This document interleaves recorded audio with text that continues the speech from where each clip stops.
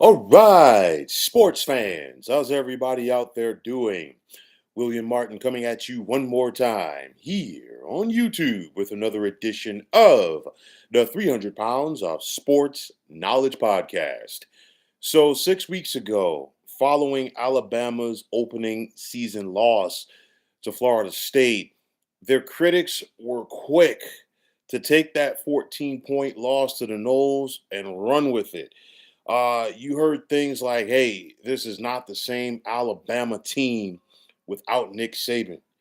Kalen DeBoer is not the guy to lead Alabama, and Alabama's glory days were a thing of the past. These are just some of the things that we were hearing, but very quietly and very unassuming.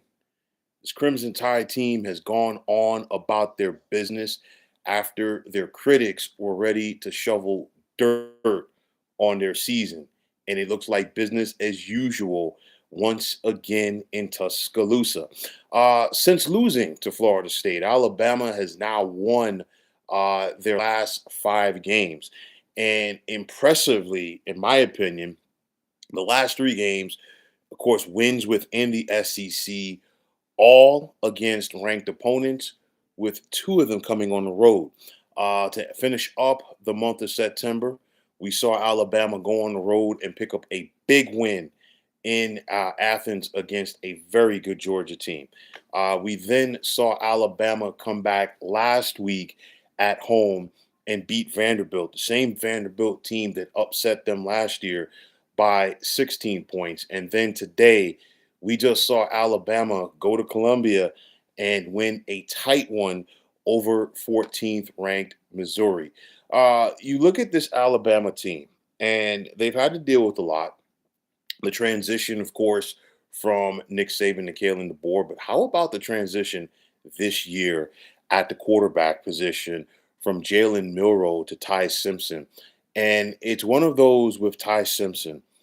This is his second year in Kalen DeBoer's offensive system. Kalen DeBoer is an offensive-minded coach, and he knows how to get the most out of his quarterbacks. Even last year with Jalen Milroe, who is not the best thrower of the football, okay? Kalen DeBoer got the most out of him, okay? And I look at a guy like Ty Simpson. I think Ty Simpson has all of the tools to succeed in Kalen DeBoer's system, and it's showing so far this season. We're talking about a kid who, including today against Missouri, now has 16 touchdown passes on the season to just 1 interception, and people are talking about him in that Heisman conversation. You just look at his numbers today on the road against Missouri. He was 23 of 31 passing, 200 yards with 3 touchdown passes. Did have the 1 turnover on a fumble, but no interceptions. And the thing I like about Ty Simpson when he plays quarterback, he's calm, cool, and collected in that pocket. I know that Ryan Williams did not have a catch today. And, in his post-game presser, Kalen DeBoer, talked about, an injury that Ryan Williams is dealing with. But nonetheless, when healthy, you can make a very compelling case that Ryan Williams and Jeremy Bernard are the best receiving tandem in the nation. They're right up there with some of the top receiving tandems in college football this year. And it's just one of those for me. And I think the Missouri win today was a microcosm of it. You know, Alabama, I think they're getting back to what they did in previous years, and that's finding ways to win the tight games, finding ways, to deal with the adversity, and just putting all of that white noise out and just focusing on their business. And I'm here to say, hey, you know what? After that Florida State loss, there were some people talking about a possible buyout for Kalen DeBoer. Alabama knew what they were doing in hiring Kalen DeBoer. It's not easy following a legend like Nick Saban, and I think people have to understand Kalen DeBoer is not Nick Saban. Kalen DeBoer is Kalen DeBoer, and he's going to run his program to the best of his ability. And at times when Nick Saban was at Alabama, like his program just made it look so easy because winning at that level, and as successful as they were is not it doesn't happen that often. So you really have to embrace it and appreciate it when it does happen. But nonetheless, I think it has been a solid transition from Nick Saban to Kalen DeBoer, and I think we're starting to see it more this year from this Alabama team. Remember, this is the third game in a row that Alabama, like I said, they beat a ranked opponent. It's also the third game in a row that Alabama knocked off an undefeated team. The only loss that Missouri has this season, of course, was to Alabama. The only loss that Georgia has so far this season is to Alabama, albeit that the Bulldogs are in a tight one with Auburn right now. And then, of course, there's Vandy. The only loss that they have so far is to Alabama. And as of right now, it could be down to two, depending on how things break this evening, the rest of the way between Texas A&M and Florida. But right now, Alabama is just one of three teams in the Southeast Conference that can still say that they are undefeated in league play. So you look at the Crimson Tide, and of course, the question is going to be, will they be able to keep the momentum going? I'll tell you like this: in watching this Alabama team, I think game by game, they're getting more confidence. And I think some people might want to overlook the Louisiana Monroe game. I'm not, and I'm here to tell you why. It was right on the heels of Alabama losing to Florida State, and it was a complete turnaround as we saw the Crimson Tide that day dominate Louisiana at Monroe to the tune of 73 to nothing.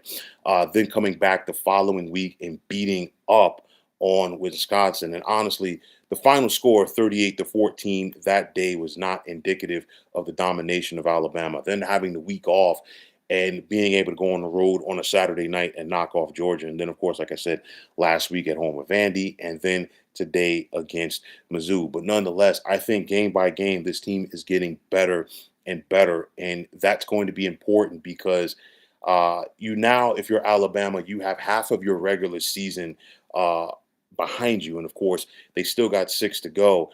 And some people might be thinking, well, you know what are the chances of Alabama getting to the SEC championship game?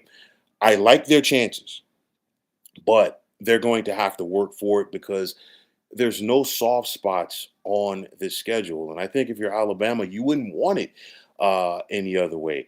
They welcome Tennessee to town next Saturday for the third Saturday in October. Then they're in the other Columbia to end up the month of October to take on a very good South Carolina team. You just got to throw their record out of the window. Okay.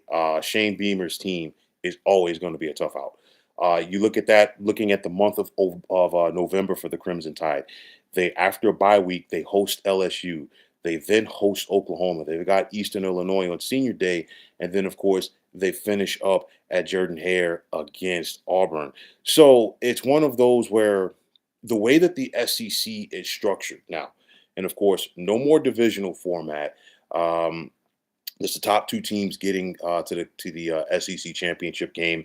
Almost it's not a really a round robin schedule, but you don't have the division, so it changes how things are looking. But nonetheless, it's going to be extremely difficult for a team to say, "Hey, we can run the table in this league." That is how deep that the Southeastern Conference is. However, Alabama does have a shot. I'm not saying that it's a guarantee, but they do have a shot.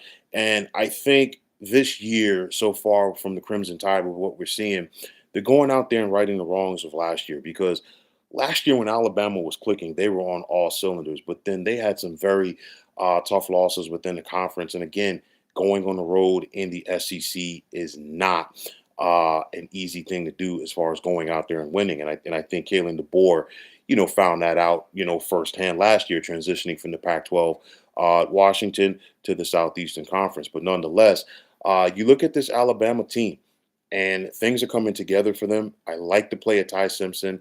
You look at the physicality that the Crimson Tide are getting from their rushing attack with the likes of Jan Miller. I talked about their receivers, and things are coming together because there's still plenty of talent on the defensive side of the ball. But nonetheless, Alabama passed another solid test today. Eli Drinkwitz has a solid program at Mizzou. Not an easy place for opponents to go there and win.